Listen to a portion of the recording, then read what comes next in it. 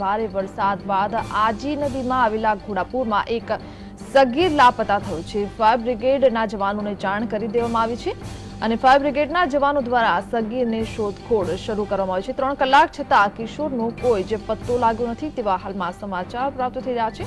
તો આજી નદીમાં જે રીતે ઘોડાપુર આવ્યું છે તેમાં એક કિશોર લાપતા થયો છે। 3 કલાક જેટલો સમય વીતી ગયો છે પરંતુ છતાં કોઈ જ પત્તો મળ્યો નથી। આ વિશે વધુ માહિતી આપી રહ્યા છે મારા સંવાદદાતા મયુરજી। મયુર, જણાવો કે એક જે કિશોર છે તે લાપતા થયો છે, શું કામગીરી અત્યારે ચાલી રહી છે અને શું તમામ જાણકારી છે?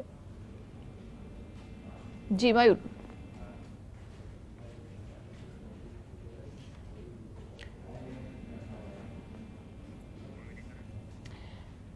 તો આજી નદીમાં જે કિશોર લાપતા થયો છે 3 કલાક જેટલો સમય વીતી ગયો છે પરંતુ છતાં તેની કોઈ ભાળ મળી નથી।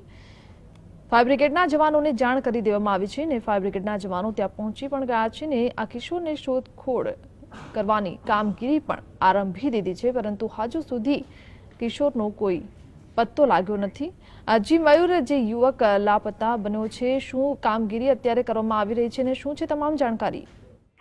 હિના, છેલ્લા લગભગ 2 થી 3 કલાકથી યુવાન છે તેને શોધવા માટે ફાયર બ્રિગેડની ટીમ કામે લાગી છે। મહત્વની બાબત એ છે કે હાલ વરસાદ ચાલી રહ્યો છે તેના કારણે ફાયર બ્રિગેડની ટીમને મુશ્કેલી પડી રહી છે।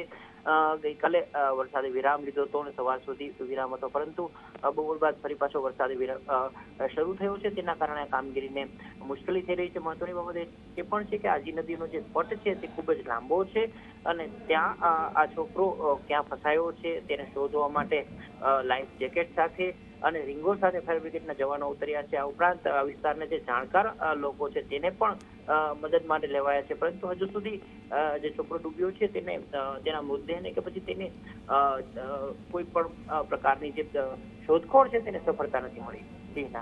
જી મયુર, આભાર।